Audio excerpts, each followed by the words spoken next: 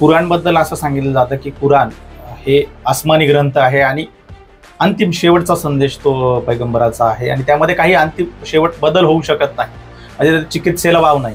त्या तुलनेत जर आपण बघितलं तर इतर धर्मामध्ये भरपूर चिकित्सा झालेली आहे. तर तुम्हाला काय वाटतं, कुराणामध्ये काही चिकित्सा कुराणाची झाली पाहिजे आणि काही काय बदल होणं गरजेचं आहे? पैगंबर साहेबांच्या काळामध्ये त्या ठिकाणी प्रदक्षिणा या नग्न अवस्थेमध्ये घातले जायचे. पुरुष आणि महिला देखील नग्न अवस्थेमध्ये प्रदक्षिणा घालायच्या.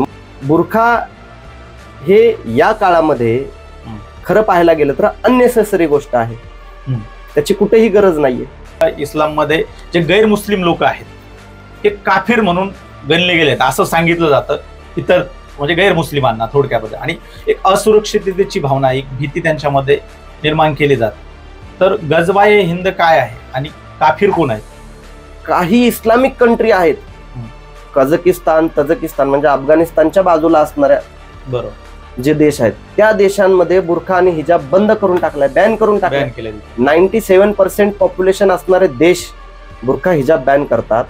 आणि भारतासारख्या देशामध्ये, महाराष्ट्रासारख्या राज्यामध्ये, बीड सारख्या जिल्ह्यामध्ये पहिले हिजाब फिर किताब अशा पद्धतीचे बॅनर लागतात.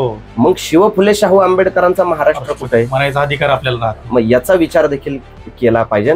1400 वर्षापूर्वीची जर इस्लामची निर्मिती असेल तर 1400 वर्षापूर्वी मुसलमान कोण होते? प्रत्येक मुसलमान हा आतंकवादी असतो असातला काही भाग नाहीये, पण पकडलेला प्रत्येक आतंकवादी मुसलमानच असतो. तर औरंगजेबाबद्दल तुमचं काय मत? बाकी आपल्याला ते एक गाणं माहितीये, म्यानातून उसळे तलवारीची पात, वेडात मराठी वीर दौडले सांग. आता ते वीर कोण होते? 7 वीर कोण होते? औरंगजेब हा पूर्णपणे खुनशी राजा होता, क्रूर होता. याच्या बाबतीत काही ते मात्र शंका बाळगण्याची गरज नाही. मला सांगा, पैसे राजकारणाकडे तुम्ही कसं बघतात? म्हणजे मुस्लिम तरुणांनी राजकारणाकडे आलं पाहिजे का? आणि येणाऱ्या काळामध्ये आम्ही तुम्हाला राजकारणामध्ये बघू शकतो? तुमच्या विचारधारेचा, तुमच्या जवळचा असा कोणता पक्ष आहे? तुम्हाला असं समजा की तुम्हाला 3 दिवसासाठी महाराष्ट्र राज्याचा मुख्यमंत्री केलं, तर अशा कोणत्या सुधारणा तुम्ही करा?